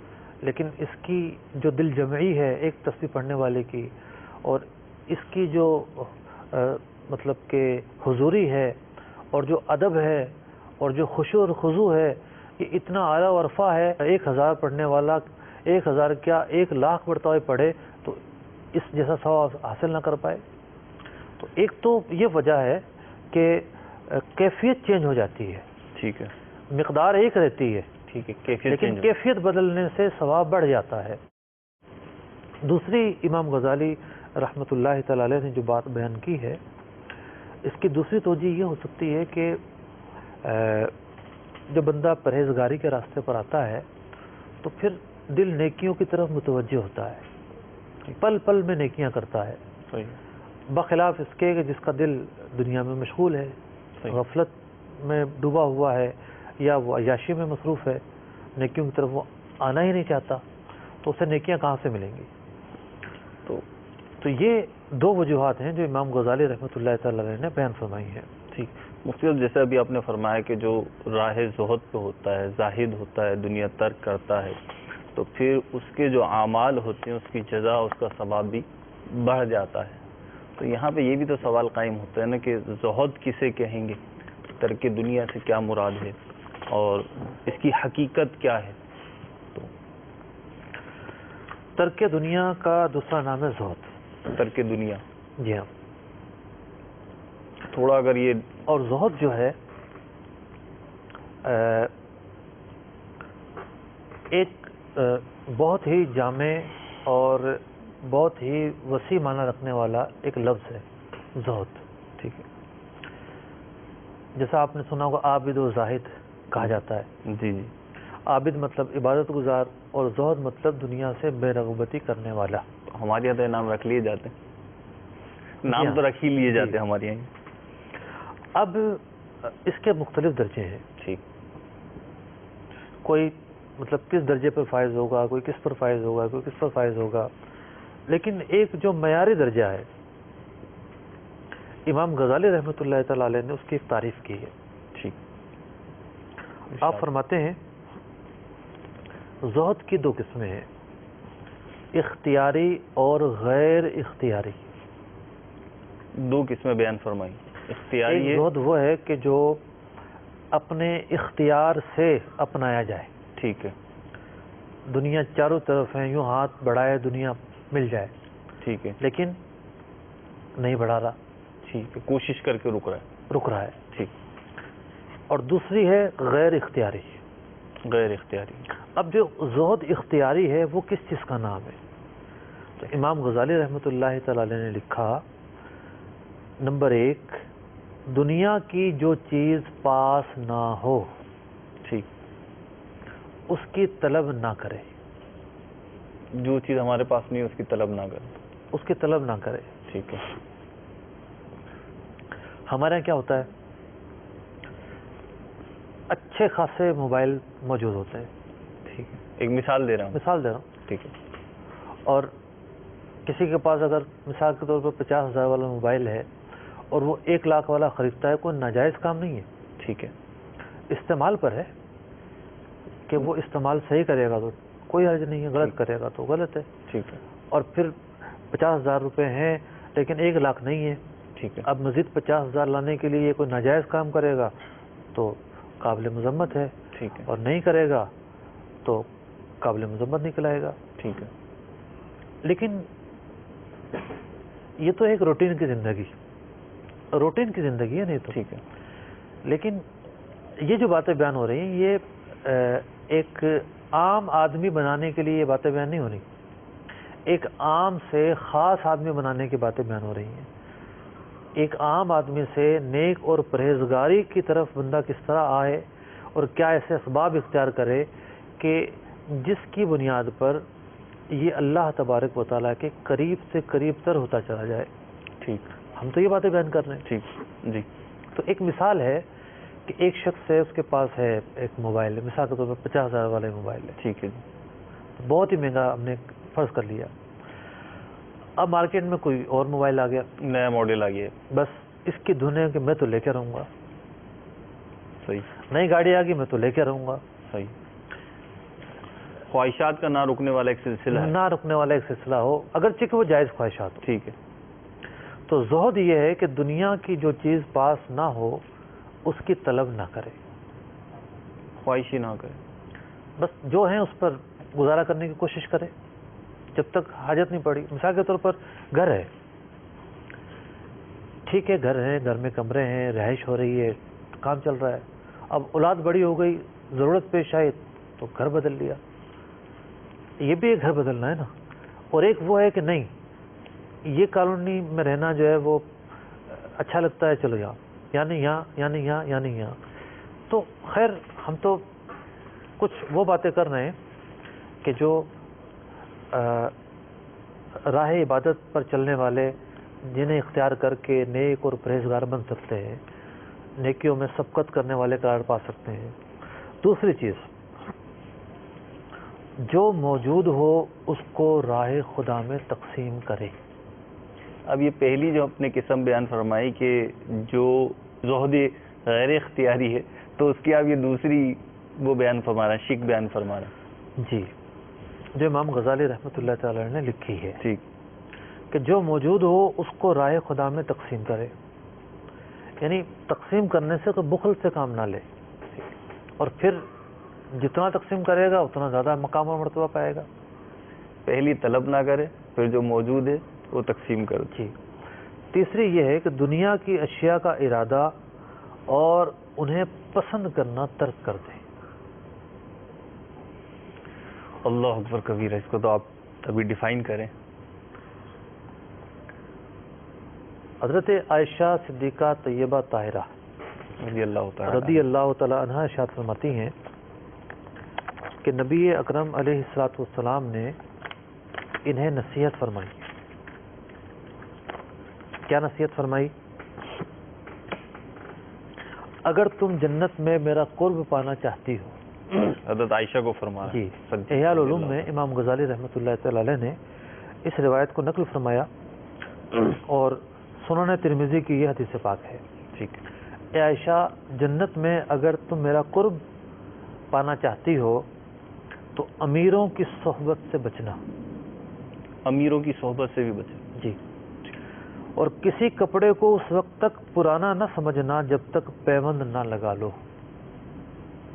ٹھیک، ماشاء. تو اب دیکھیں، جو پہلی چیز تھی امیروں کی صحبت، کہ جب تک ضرورت نہیں ہے کسی چیز کی، مطلب جو چیز پاس نہیں ہے اس کی طلب نہ کرنا. ٹھیک ہے. تو ایک لباس ہے تو ہے، وہ جب یہ نہیں رہا اس کے قابل تو یہ مطلب نیا لباس پہننا کوئی گناہ نہیں ہے، ہرگز گناہ نہیں ہے. لیکن یہ وہ باتیں بیان ہو رہی ہیں کہ جو ہمیں پتہ نہیں ہے، جو پتہ نہیں ہے، جو اگرچہ کہ ہمارے نفس کے خلاف ہیں، ٹھیک، لیکن اتنا تو ہے کہ یہ بھی ایک دنیا ہے. اہل اللہ کے بھی آخر کوئی اوصاف ہیں. وہ حضرات قدسیہ کیا اوصاف رکھتے تھے؟ ہمارے اہل اللہ جو ہیں ان کی کیوں اتنی فضیلت ہے؟ ان کی یہ زندگی ہوا کرتی تھی. وہ اس طریقے سے زندگی گزارا کرتے تھے. اسی لیے ان کے مراتب ہیں. مراتب ہے بالکل ٹھیک ہے. تو اب ہے دوسری جو صورت ہے وہ ہے زہد غیر مقدور یعنی غیر اختیاری. ٹھیک. زہد غیر اختیاری یہ ہے کہ انسان کے دل میں ایسی کیفیت پیدا ہو گئی کہ وہ اس کے دل میں ذرا بھی رغبت ہی نہیں ہے, بالکل رغبت ہی نہیں ہے. پہلی قسم تو یہ تھی کہ سب چیزیں موجود ہیں, ٹھیک ہے, لیکن یہ یعنی خواہش بھی موجود ہے, چیز بھی موجود ہے, اس کے باوجود اپنی ارادے سے ترک کر رہا ہے. اس کی اپنی ایک ترجیح ہے. ٹھیک ہے. اس ترجیح کی بنیاد پر یہ دنیا کو ترک کرتا ہے اور نیکی کے راستے پہ زیادہ سے زیادہ وقت دیتا ہے. یہ اس کی ایک ترجیح ہے. دوسری صورت یہ ہے کہ بالکل دل سے کیفیت ہی ختم ہو گئی, ہے ہی نہیں کیفیت. اب آگے جا کے امام غزالی رحمۃ اللہ تعالی علیہ نے گفتگو کی ہے مفتی صاحب کہ یہ کیفیت کیسے ختم ہوئی. تو امام غزالی رحمۃ اللہ تعالی علیہ نے لکھا ہے کہ جب بندہ پہلا زہد حاصل کرتا ہے نا, غیر اختیاری کا, غیر اختیاری, تو جب اس سے حاصل کر لیتا ہے تب اس کا یہ مقام ہوتا ہے کہ اس کے دل میں اصلاً بے رغبتی ہو جاتی ہے. اب آپ دیکھیں حضرت ابراہیم بن ادم رحمۃ اللہ تعالی کی مثال ہے. ٹھیک, کیسی بے رغبتی پیدا ہوئی. مدینہ منورہ میں ایک بزرگ کو زحمت دی اور واٹس ایپ پہ انہیں عرض کی کہ مولانا ضیاء الدین مدنی رحمۃ اللہ تعالی علیہ ان کی سیرت کے تعلق سے کچھ ایسی باتیں بتائیں کہ جو ان کے زہد پر, ترک دنیا پر کے واقعات پر مشتمل ہوں.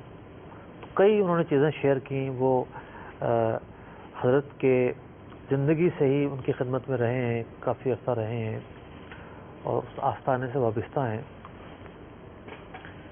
کہنے لگے کہ دنیا سے اعلیٰ درجے کی بے رغبتی تھی اور ان کا یہ مشہور قول ہے, طمع نہیں, جمع نہیں, منع نہیں. طمع نہیں, منع نہیں, جمع نہیں. لالچ نہیں ہے, ٹھیک ہے, جمع نہیں کرنا ہے, ٹھیک ہے, کسی نے دے دیا تو منع نہیں کرنا ہے, ٹھیک ہے, لیا اور پھر خرچ کر دیا. یہ ان کا معمول تھا. بتایا کہ 2 روٹیاں آیا کرتی تھیں. ٹھیک ہے, مطلب عرب شریف میں بڑی قسم قسم کی روٹیاں ملتی ہیں. ٹھیک ہے, اس طرح ہمارے یہاں 2 ہی قسم کی روٹیاں ہیں نا, ٹھیک ہے, ایک گھر میں پکنے والی ایک اور ایک باہر نان. ٹھیک ہے, یہ 2 قسم کی روٹیاں ہیں. عموماً یہی ہوتی ہیں. عموماً یہ ہوتی, لیکن وہاں بڑی قسم کی روٹیاں ہیں. مطلب وہاں چونکہ ترکی بھی ہیں, ترکی ذرا الگ قسم کی روٹی کھاتے ہیں, افغانیوں کی کچھ اور قسم کی روٹیاں ہوتی ہیں. ٹھیک ہے, ایک ایسی روٹی بھی ہوتی ہے آپ لے کر رکھ لیں تو وقت گزرنے کا اور نہ گزرنے کا کوئی مسئلہ ہی نہیں ہے, اور بسکٹ کے طور پہ کھائی جاتی ہے. صبح لی بھلے آپ اگلے دن کھا لیں اس کو, اس طرح کی ہوتی ہے وہ. تو بتایا کہ ایک روٹی ایسی تھی کہ جو تھوڑی سی پھولی ہوئی ہوتی تھی اور تھوڑی سی اس میں مٹھاس ہوتی تھی, تو وہ روٹی آیا کرتی تھی شام میں. 2 روٹیاں آتی تھیں 1 ریال کی. اور قطب مدینہ رحمۃ اللہ علیہ کے لیے. تو اس کے بعد جو ہے آپ ان کے ٹکڑے فرماتے, 1 روٹی تو پوری حاضر میں بانٹ دیتے. ٹھیک ہے, 2 میں سے 1 بانٹ دی, پوری بانٹ دی. صحیح. دوسری کے بھی جو ہے وہ 4 حصے کیے. پہلی بانٹ چکے, اب دوسری کے 4 حصے کیے. ٹھیک ہے, 4 حصے کرنے کے بعد 1 حصہ دائیں والے کو دے دیا, 1 حصہ بائیں والے کو دے دیا. اور دائیں بائیں بھی کوشش کرتے تھے کہ علماء میں سے, صالحین میں سے جو ہوتا اسے اپنے پاس بٹھاتے. صحیح ہے. اور دعا بھی بطور خاص انہی حضرات سے کرواتے. 2 روٹیوں میں سے تقریباً 1.5 روٹی بانٹ دی میں. 1.5 بانٹ دی ہے. ٹھیک ہے, آدھی بچی ہے. آدھی بچی ہے, 4 حصے کی ہے نا. جی. اس میں سے بھی 1 ٹکڑا مزید کسی کو دے دیتے, اپنے خدام میں سے کسی کو دے دیا. اور جو چوتھائی حصہ ہے وہ خود تناول فرماتے. یہ ان کی غذا کا عالم ہوا کرتا تھا. یعنی یہ تو پیٹ زبردست کفل مدینہ تھا. سب ایک جن چیزوں کے لیے ہم جیتے ہیں, ایسا لگتا ہے کہ ہم خوراک کے لیے جیتے ہیں, اور یہ جینے کے لیے کھایا کرتے تھے. یہ ایک فرق ہے, وجہ فرق ہے. یہ سن کے تو مجھے وہ یاد آ رہا ہے جو امیر اہل سنت مطلب رمضان شریف میں بھی اور ویسے بھی قفل مدینہ کے حوالے سے تحریک چلاتے ہیں، آدھی روٹی پاؤ روٹی، تو اس وقت سمجھ میں نہیں آ رہا ہوتا، لیکن ابھی ظاہر سی بات ہے قطب مدینہ کے حوالے سے سن رہے ہیں تو اس کی ایک برکت اور اس کی ایک وسعت سمجھ میں آ رہی ہے۔ مطلب ایک دور تھا امیر اہل سنت کے تعلق سے بات چلی ہے، امیر اہل سنت کاٹن استعمال کیا کرتے تھے، کاٹن کپڑے، جی۔ جب آپ کو یہ بتایا گیا کہ یہ لباس مہنگا لباس شمار ہوتا ہے، ٹھیک ہے، تو پھر آپ نے واشن ویئر وغیرہ استعمال کرنا شروع کر دیا۔ اب ایک قصد کے ساتھ ترک کرنا کہ نہیں یہ مجھے استعمال کرنا ہے۔ پہلے کاٹن اس لیے یوز کرتے تھے کہ سستا تھا، وہ سستا، ٹھیک ہے، لٹھا ٹائپ ہوگا ممکن ہے، ٹھیک ہے، تو لیکن جب واشن ویئر کا پتہ چلا کہ یہ سستا ہے تو اب اسے استعمال کرنا، تو یہ ایک کیا ہوتا ہے، ایک نیچر بنتی ہے پھر کہ دنیا میں آگے نہیں بڑھنا، بلکہ جس چیز سے ضرورت پوری ہو سکتی ہے وہ چیز اختیار کرنی ہے۔ پھر ایک چیز مارکیٹ میں جو ہے وہ 100 روپے کی بھی مل رہی ہے، ایک 50 کی بھی مل رہی ہے، تو اب 50 کی اس لیے لینا کہ ٹھیک ہے میں کیوں اتنی دنیا میں مسابقت کروں، تو یہ کیفیت ہے۔ پھر آگے جا کر امام غزالی رحمۃ اللہ تعالی اس بات کو بھی زیر بحث لاتے ہیں کہ ان کی جو یہ کیفیت ہوئی کہ بھئی ان کے دل میں دنیا کی رغبت ہی نہیں رہی، اختیاری سے غیر اختیاری میں منتقل ہو گئی، آیا یہ کیفیت طبیعت اور جبلت کی وجہ سے ہوئی یا اس کا کوئی اور سبب ہے؟ اس کا آپ جواب دیں، لیکن اگر ایک سوال میں شامل کر لوں تو شاید وہ ایک اچھی ترکیب بن جائے گی۔ وہی کہ اب جیسے زہد کے بارے میں آپ نے فرمایا، اس کی تقسیم بھی فرمائی کہ اختیاری بھی ہے غیر اختیاری بھی ہے، پھر سچی بات ہے اس وقت جب آپ گفتگو کر رہے ہیں، ایک میں کل بھی کیفیت بیان کر رہا ہوں کہ ایک ذہن بن رہا ہے کہ مطلب پہلے تو یہ تھا نا کہ یار یہ تو چیز ایسی ہے جو صرف سننے کی ہے یا مطلب ہم اس کو پریکٹیکلی اپنا نہیں سکتے، لیکن ابھی ذہن بنتا ہے اگر کہ سمجھ میں تو آ رہا ہے ہمارے اسلاف ایسے کرتے رہے ہیں، خود آقا علیہ الصلوۃ والسلام کی حیات طیبہ میں اس کی مثالیں مل رہی ہیں، پھر آپ نے اولیاء کرام کی مثالیں دی، پھر ابھی ماضی قریب میں قطب مدینہ رحمۃ اللہ علیہ کی مثال آپ نے پیش کی، پھر امیر اہل سنت کی امیر اہل سنت کی تو دیکھیں اتنی مثالیں ہیں جس کی مطلب کہ میں کیا عرض کروں، جیسے آپ امارات میں ہوتے ہیں، ٹھیک ہے، کتنی گرمی پڑتی ہے، گرمی مشہور گرمی پڑتی ہے، مشہور گرمی ہے یو اے تو آپ کے ساتھ رہنے والے اسلام بھائی نے مجھے بتایا ایک مرتبہ کہ امیر اہل سنت وہاں بھی ایسی استعمال نہیں فرماتے، ایسی ہی استعمال نہیں فرماتے، کبھی نماز کے وقت جیسے نماز پڑھنے لگے اور کھول لیا تو کھول لیا، ورنہ عادتاً نہیں استعمال فرماتے۔ حالانکہ وہاں پہ تو یہ بہت عام رواج ہے، مطلب رواج ہی بہت نہیں، بالکل اعلیٰ درجے کی ضرورت ہے، جی، بہت شدت کی گرمی پڑتی ہے، لیکن آپ اس سے بچ رہے ہیں، ایک اختیاری طور پہ بچ رہے ہیں۔ اختیاری طور پہ بچ رہے ہیں۔ تو مفتی صاحب میرا سوال یہ عرض کرنا چاہ رہا تھا میں کہ ذہن بن رہا ہے کہ چلیں جی اس طرف آتے ہیں، لیکن پہلی بات تو یہ کہ یہ صحیح ابھی وقتی طور پہ ذہن بن رہا ہے، لیکن جب ہم ٹھنڈے دل سے سوچتے ہیں تو سوچتے ہیں کہ یہ تو بہت مشکل کام ہے، یہ بہت دشوار ہے۔ دیکھیں یہ جو سبق ہے نا آج کا، جی، اس کا مرکزی خیال سمجھنے کی ضرورت ہے۔ ٹھیک ہے، یہ تو ایک موضوع ہے، اور موضوع جب کوئی موضوع کا انتخاب کیا جاتا ہے جی، تو اس موضوع کی ابتدا سے لے کر ایک نقشہ کھینچا جاتا ہے کہ یہ موضوع یوں ہے، یہ اس کی ابتدا ہے اور یہ اس کے درجات ہیں، ٹھیک ہے، تو بات تو درجات پر ہو رہی ہے، ٹھیک ہے، لیکن مرکزی خیال کیا ہے؟ آج آپ کسی کو کہیں نا آئیے اجتماع میں حاضری دیجیے، فوراً ذہن میں آتا ہے ارے میں تو مولوی بن جاؤں گا، جی بالکل ایسا ہی ہوتا ہے، ارے میں گاڑی رکھ لی تو میرے روزگار کا کیا ایک ہوگا، تعداد ہے جو اسی طریقے میرے سے آفس کا کیا ہوگا۔ جی، تو آج کے اس پورے سبق کا جو مرکزی خیال ہے وہ یہ ہے کہ کیا آپ کی دنیا آپ کو اللہ کے راستے سے روک تو نہیں رہی؟ یہ غور کر لیں، کیا ایسا تو نہیں کہ جب آپ کو اللہ کی طرف بلایا جاتا ہے تو آپ دنیا کو ترجیح دیتے ہیں، آپ کے ذہن میں دنیا سبقت کرتی ہے اور آپ دنیا کو اختیار کرتے ہیں، اللہ کو چھوڑتے ہیں، اللہ کی محبت کو چھوڑتے ہیں، اللہ تبارک و تعالیٰ کے احکام کو چھوڑتے ہیں، اس کے پیارے محبوب علیہ الصلوۃ والسلام کے فرامین کو چھوڑتے ہیں؟ کہیں ایسا تو نہیں؟ ہم نے تو درجے بیان کیے نا، ٹھیک، کہ پہلا درجہ تو وہ ہے کہ جو دنیا کو جائز طریقے سے کمائے اور جائز طریقے سے استعمال کرے، ٹھیک ہے، جو بھی جائز طریقے ہیں استعمال کرے، اسراف نہ کرے، اسٹیپ ہے اس کے، اسٹیپ ہے۔ ٹھیک ہے، اب اس موضوع کے اندر صرف کوئی ایک وہ تو نہیں ہے نا کہ حد بندی تو نہیں ہے بس وہ وہیں تک محدود رہے گا تو یہ تو آگے بڑھنا ہے. ایک وسیع موضوع ہے. ہمارے صوفیہ کرام نے اپنی کتابوں میں چیپٹرز قائم کیے ہیں, ان کے مطالب اور مفہوم کیا ہیں وہ ہم بیان کر رہے ہیں. ٹھیک, تاکہ کوئی منہاج العابدین پڑھتا ہے, احیاء العلوم پڑھتا ہے, تو یہ جو لیکچر ہے آج کا, یہ سننے کے بعد ان کتب کا مطالعہ آسان ہو اور ذہن نصیب اسے ترغیب ملتی ہے تو یہ آگے بڑھے اور اپنانے کی کوشش کرے ان باتوں کو. مدنی چینل کے ناظرین کی توجہ کے لیے میں عرض کرتا چلوں کہ یہ اسباق تصوف میں خلاصہ منہاج العابدین بیان ہو رہا ہے, اور یہ منہاج العابدین کتاب ہمارے مکتبۃ المدینہ نے شائع کی اور امام غزالی کی بہترین تصنیف ہے. مفتی صاحب نے جو پہلا سلسلہ اس حوالے سے کیا تھا اس میں اس کا مطلب تمام ابواب کا خلاصہ ایک بیان کر دیا تھا, اس کا لب لباب بیان کیا تھا, اور یہ بھی آپ نے ارشاد فرمایا تھا کہ یہ احیاء العلوم وغیرہ جو کتب ہیں امام غزالی کی, یہ آخری تصنیف ہے, تو یہ گویا کہ ان کی تعلیمات کا نچوڑ ہے. تو جس سے ممکن بن پڑے وہ مکتبۃ المدینہ سے خرید لے اس کتاب کو.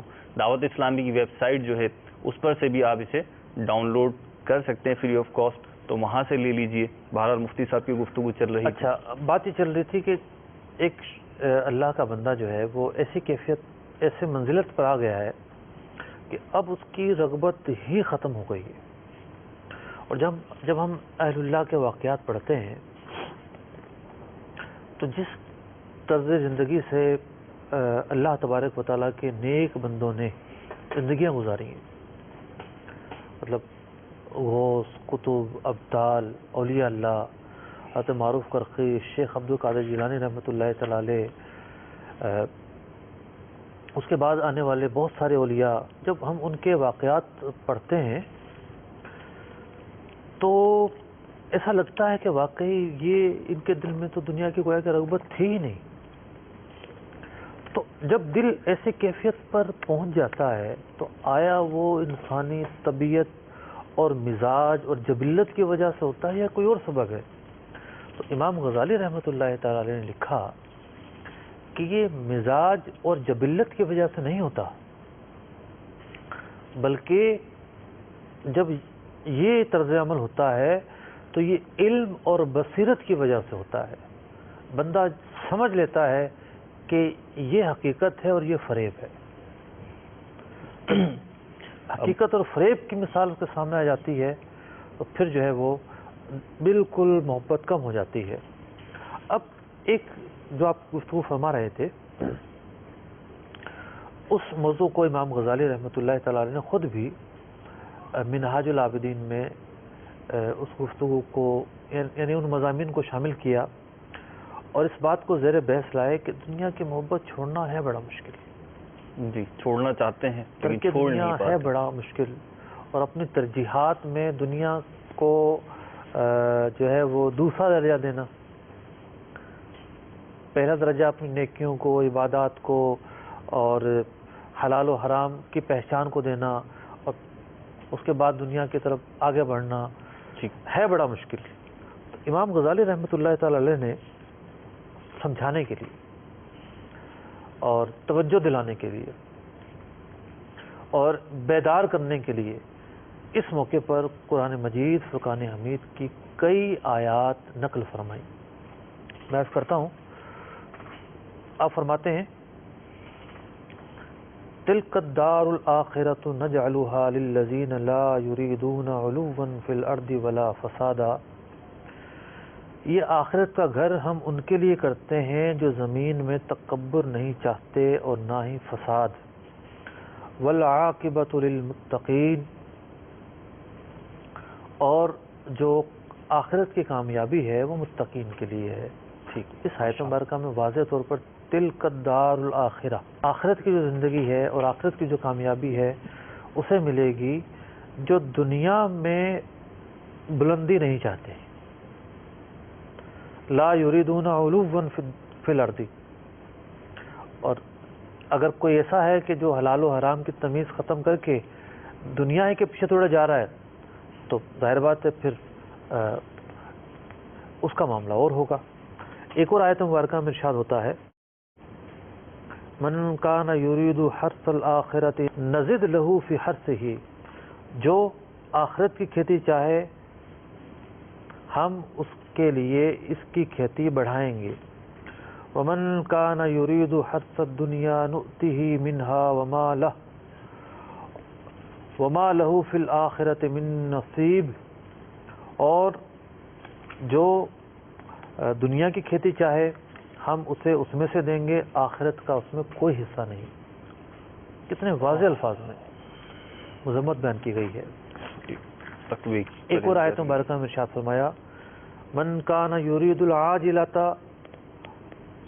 جو جلدی والی چاہے، عجلنا لہ فیہا ما نشاء، ہم اسے اس میں سے دے دیں گے جو یہ چاہے.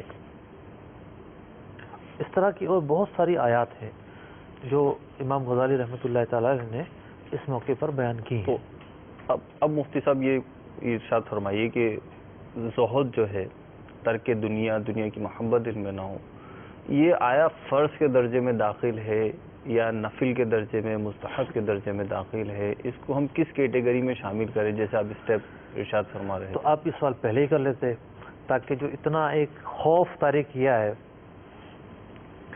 دنیا سے جو ہے وہ دور رہنے کا، تو وہ کم ہو جاتا.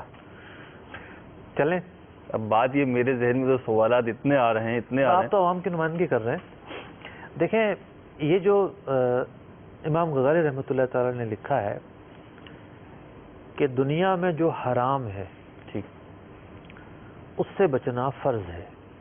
جو حرام ہے اس سے بچنا فرض ہے. مثال کے طور پر شراب حرام ہے، ٹھیک ہے، اس سے بچنا فرض ہے. ٹھیک ہے. کسی کے پاس عیاشی کے پیسے نہیں، وہ چاہتا ہے میں ڈاکہ ماروں، یہ ناجائز آمدنی ہے، اس سے بچنا فرض ہے. ٹھیک ہے. تو جو دنیا میں حرام ہے اس سے بچنا فرض ہے. صحیح ہے. جو مباح ہے یعنی اس کا استعمال جائز ہے، کوئی گناہ نہیں. ٹھیک. جائز ہے لیکن کوئی گناہ نہیں. ٹھیک ہے. لیکن اس سے بچنا نفلی کام ہے. اس سے بچنا بہتر ہے، یوں کہ نفلی کام ہے، ثواب کا کام ہے. جب اس نیت سے بچے گا کہ کیا ضرورت ہے دنیا میں آگے بڑھنے کی. لیکن کم از کم یہ درجہ تو ہر مسلمان کو حاصل ہونا ہی چاہیے، فرض ہے کہ وہ جو حرام کام ہے ان سے بچے. اور مجھ سے اسی کے مقابلے پہ کیا ہم یہ بھی کہیں گے کہ اس میں یہ بھی شامل ہے کہ جو فرائض ہیں ان کا پابند رہے؟ یہ بھی کہیں گے کیا؟ دیکھیں، جس طریقے سے ایک مریض ہے تو ہر مریض، مثال کے طور پر ایک شخص ٹی وی کا مریض ہے، دمے کا مریض ہے، تو ہر دمے کے مریض کی بھی ایک کیفیت نہیں ہوتی. صحیح ہے. ایک تو دمہ ہونے کے اسباب مختلف ہوتے ہیں. مثال کے طور پر کوئی ایسا ہے کہ سگریٹ پینے کی وجہ سے اسے مرض لاحق ہوا ہے، کسی کو ممکن ہے الرجی کی وجہ سے یہ مرض لاحق ہوا ہو، کسی کے ویسے ہی مطلب پیدائشی طور پر پھیپھڑے ہی کمزور ہوں. تو ایک مرض کے بھی مختلف اسباب اور مختلف علاج ہو سکتے ہیں. ٹھیک ہے. تو اب جو آپ کا سوال ہے کہ یہ ایک وجہ ہے یا دوسری وجہ ہے، یہ نہیں ہے معاملہ. جی. معاملہ یہ ہے کہ دنیا کی جو آفات ہیں، یعنی دنیا کی جو آفات ہیں، آفات سے مراد یہ ہے کہ جو مال ہے، جب مال آنا شروع ہوتا ہے جس کے پیچھے انسان بھاگ رہا ہے، تو پہلے تو ہم یہ سمجھتے ہیں کہ اس مال کے نتیجے میں کیا کیا حرام کام واقع ہوتے ہیں. بھئی ایک حرام کام تو یہ واقع ہو سکتا ہے کہ انسان حلال و حرام کی پہچان ختم کر دے. ٹھیک ہے. خیانت کے ذریعے مال آئے، ڈاکے کے ذریعے آئے، چوری کے ذریعے آئے، دھوکے کے ذریعے آئے، جو چاہے طریقہ ہو یہ اس کی پہچان ختم کر دے، اندھا ہو جائے. یعنی وہ جو دوسری آپ نے جو شک بیان کی تھی کہ دنیا حاصل کرنے میں جائز ناجائز کی، وہی چھوڑ دے، وہی چھوڑ دے. ٹھیک ہے. دوسرا دنیا کی جو آفات میں سے آفت ہے بخل کرنا ہے. مطلب بخل سے مراد یہ ہے کہ جہاں پر اسے مال خرچ کرنا واجب ہے، ٹھیک ہے، جیسے زکوٰۃ نکالنا ہے، اور جو مطلب کہ حج کرنے والے، حج فرض ہو گیا تو حج کرنا ہے، اور جہاں جہاں جس موقع پر مال خرچ کرنا واجب ہے یہ رک جائے. ٹھیک ہے. یہ ایک آفت ہے اس مال کی. پھر اس مال کی بنیاد پر یہ تکبر کرے، ٹھیک، یہ بھی خود کو صاحب فضیلت یا خود کو بڑا اور دوسرے کو حقیر سمجھے. اس مال کی بنیاد پر اس کے گناہوں میں اضافہ ہو جائے. اس مال کی بنیاد پر اس کے ظلم میں اضافہ ہو جائے. مطلب جب مال آتا ہے تو انسان خود کو طاقتور تصور کرتا ہے, تو کسی کو جو ہے وہ مکے مارتا ہے, تو کسی کو لات مارتا ہے, تو کسی کو دھمکی دیتا ہے, تو کسی کا قتل کرتا ہے. تو اس کے مال کی وجہ سے یہ تمام اس کے ظلم بڑھنا شروع ہو جائے, یہ اس مال کی ایک آفت کہلائے گی. مال کی وجہ سے یہ فخر اور خود پسندی کا شکار ہو جائے, یعنی فخر کا شکار ہو جائے کہ جناب اس کے پاس مال آ گیا ہے, اب تو یہ پھلا نہیں سماتا. پھر مال نہیں تھا تو اور کیفیت تھی, مال آیا, آسائشیں آئیں, تو ایسا ہوا کہ اس کے لیے نماز کے لیے اٹھنا بھی مشکل ہو گیا. تو یہ مال کی آفات ہیں. تو بات یہ ہے کہ ہم یعنی جو امام غزالی رحمۃ اللہ تعالی علیہ جس موضوع کو لے کر چلے ہیں, وہ موضوع ایک ایسا ہے کہ جس کا تعلق کئی جہتوں سے بنتا ہے انسان کے ساتھ. ایک جہت یہ ہے کہ اس مال کی وجہ سے ایسی آفتیں آ رہی ہیں کہ یہ اس سے حرام کام ہو رہے ہیں. ایک جہت یہ ہے کہ اس کی کیفیت ہی بدل گئی ہے. پہلے تو یہ یاد الہی میں سے غافل نہیں ہوا کرتا تھا, اب اس کی کیفیت ہی کچھ اور ہے. پہلے غریب تھا تو اس کے دل میں غریبوں کی محبت تھی, صدقہ خیرات کیا کرتا تھا, مطلب خدا ترسی تھی. جی. اب تو یہ غریبوں کو مخلوق ہی کچھ اور سمجھتا ہے. تو یہ مطلب ہر شخص کے مختلف احوال ہو سکتے ہیں. آخر میں یہ عرض کرتا چلوں کہ امام غزالی رحمۃ اللہ تعالی علیہ علاج بھی بیان فرما رہے ہیں. ٹھیک ہے, کہ آخر دنیا کی جو محبت ہے وہ کمی کی طرف کس طرح لائی جائے, علاج اس کا کیا ہو سکتا ہے. فرمایا ایک تو ہے صدقہ کرنا. دنیا کی محبت کم کرنے کا علاج بتائیں. علاج ہے صدقہ کرنا. پتہ چلے گا نا کہ اس مال کو اللہ کی راہ میں خرچ کرنے کا, ٹھیک ہے, صدقہ کرنا, اس کا دل ہے یا نہیں ہے. ٹھیک ہے, یہ مال کو زیادہ اہمیت دیتا ہے یا ثواب کو زیادہ اہمیت دیتا ہے. ٹھیک. تو کثرت سے جو ہے صدقہ کرنا اس مال کی محبت میں کمی لائے گا. ٹھیک. پھر فرمایا کہ جو غیر موجود ہے اس کی طلب میں استقامت سے کام لے. اس کی طلب میں یعنی جو بھی اس کے پاس ضروریات زندگی موجود ہیں, ٹھیک ہے, مزید اشیاء کی جو رغبت ہے اس میں کمی لے کر آئے. ٹھیک. اس میں مستقل مزاج ہو جائے. جب اس میں مستقل مزاج ہو جائے گا تو اس کا جو ہے وہ ایک ذہن بنے گا اور رک جائے گا. ٹھیک. پھر یہ ایک جدا گانا بحث کی ہے احیاء العلوم میں خاص طور پر کہ اب پتہ کیسے چلے کہ مال کی محبت دل میں ہے نہیں ہے, کیا کیفیت ہے. یہ کہتے تو بہت لوگ ہیں ہمیں دنیا سے محبت نہیں ہے, ہمیں مال سے محبت نہیں ہے. دیکھیں یہ بھی ایک حقیقت ہے کہ مال سے سبھی کو محبت ہوتی ہے, لیکن اصل چیز یہ ہے کہ وہ محبت کس درجے کی ہے. ٹھیک ہے. بھائی ضرورت ایک شخص اس لیے مال کا حصول کرتا ہے کہ کسی کے سامنے ہاتھ نہ پھیلانا پڑے. ٹھیک ہے. محتاجی سے خود کو بچائے. ٹھیک ہے. اپنی اولاد کو محتاجی سے بچائے. ٹھیک ہے, ان کی کفالت ہے, کفالت کرے. ایک صحابی رضی اللہ تعالیٰ عنہ نے اپنا سارا مال و اسباب صدقہ کر دیا. ٹھیک ہے. اولاد کے لیے کچھ بھی نہ چھوڑا کہ ان کا انتقال ہو تو اولاد کو کچھ مل جائے. تو سرکار دو عالم صلی اللہ علیہ وسلم نے ناپسندیدگی کا اظہار فرمایا. ٹھیک. تو ایک تو ہے سفید پوش آدمی, صحیح, وہ بھی مال سے مطلب محبت سے مراد یہ ہے کہ مال کے لیے کوشش کرتا ہے. ٹھیک ہے. تو اس کی کوشش کرنا ایک پیرائے میں ہے, ایک معنی میں ہے, یا وہ اپنی ضروریات کے لیے کر رہا ہے. جی, صرف جو غنا ہے مالدار ہونا ہے, صرف مالدار ہونا بھی کوئی شریعت نے مضمون تو قرار نہیں دیا. ٹھیک. بہت سارے صحابہ کرام رضوان اللہ تعالیٰ علیہم اجمعین کے ساتھ امیر کبیر کا لائقہ ہوتا تھا کہ یہ غنی صحابہ ہیں. حضرت عبد الرحمن بن عوف ہیں رضی اللہ تعالیٰ عنہ, حضرت عثمان غنی رضی اللہ تعالیٰ عنہ ہیں, لیکن اس کے ساتھ ساتھ صدقہ اور خیرات, اللہ کی راہ میں مال نکالنا, اور یعنی ایسا نہیں تھا کہ جناب وہ مال آیا ہے تو بالکل انہوں نے ہاتھ روک لیے ہیں, ایک الگ انداز ہوا کرتا تھا. تو یوں مال کے تعلق سے مختلف درجے ہیں, مختلف طبقے ہیں, مختلف تقسیمیں ہیں, مختلف جہتیں ہیں. یہ تمام کے تمام باتوں کو لے کر ہم نے یہ آج کا سلسلہ کرنے کی کوشش کی ہے.